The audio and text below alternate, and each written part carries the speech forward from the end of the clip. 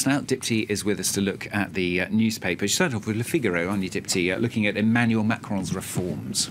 That's right. And as part of those reforms, Emmanuel Macron wants to reduce the number of civil servants in France. This is something he already mentioned during his presidential campaign. Macron and his Prime Minister Edouard Philippe met with local French MPs yesterday in a bid to diffuse tensions. They've promised not to take any decisions without consulting local officials. But Le Figaro reminds us that Macron has been very open about his plans. He said this yesterday during that meeting as well.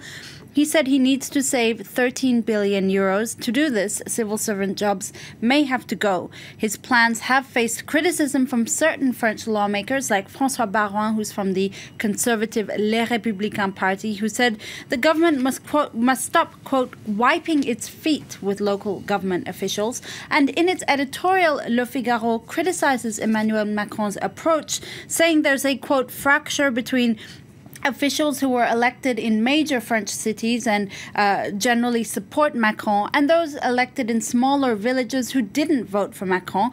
I quote Le Figaro saying, between the government and its local officials, Macron must learn that empathy and proximity counts more than speeches and budgetary discipline. A little bit of humanity, basically. Yeah, another big fight that Macron's got coming, of course, is over the labour reforms. You found a piece in the communist paper, L'Humanité, calling forgery. Tell us why. That's right. L'Humanité is talking about this, and not really in a positive way concerning Emmanuel Macron. The paper says on its front page that Macron's labour reforms are stalling. In particular, the question around making it easier for French companies to hire and fire staff. In a bid to push them through, the paper says the government has taken inspiration from the Scandinavian work model, which essentially makes firing employees easier, but at the same time ensures a good compensation for the jobless.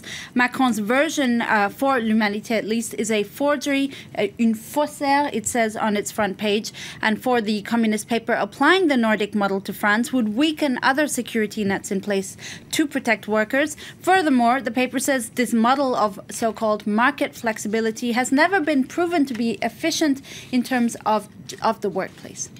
On to number 3 now. Macron's other third thing he's doing. French MPs going to discuss discussing the anti-terrorist bill in Parliament today. Well, you can't fault Macron for being inactive, can you? That's true.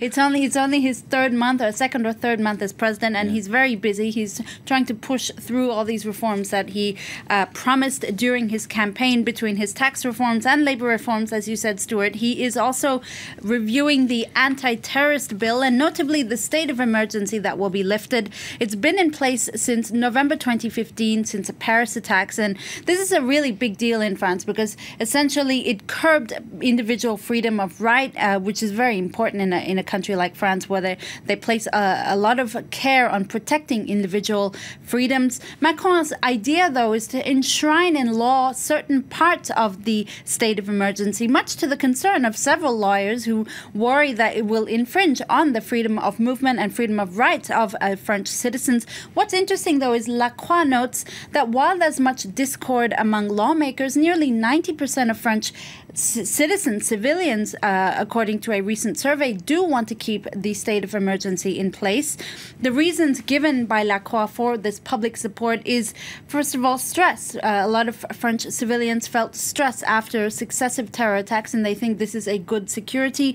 And they also say that, unlike other countries, they don't really feel like the state of emergency has much bothered them as they go about in their private lives. OK, let's move on to something completely different now. Libération's fed up with politics. It is dedicated its Tuesday edition, not to politics, to cinema. Tell us more. That's right. Libé is actually on holiday because if you pick up a copy of Libération, you'll note that it's very, very thin. It's not as thick as it is usually.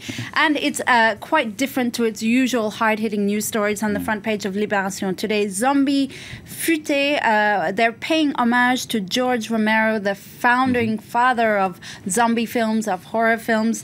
And Libé is paying tribute to what they call smart talking zombies. Romero was a filmmaker was the filmmaker behind the low-budget 1968 film Night of the Living Dead, which became a cult classic.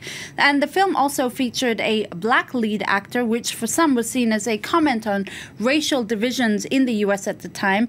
Anyway, Romero died of lung cancer at the age of 77. In its editorial, that's entitled Chair or Flesh, Libé's editors explained that Romero dabbled in other genres, but each time his public wanted him to make zombie films, he championed the plight of zombies and used them to make political commentary, like critiquing a society of consumption, a society in the process of decomposing, I quote there. Romero said in 2008 that he envisaged zombies as a sort of revolution, with one generation devouring the next. Nice image there of Dipty sitting there with the zombies over her shoulder. Dipty Laurent with the French paper. She'll have the international ones, of course, in a couple of hours' time.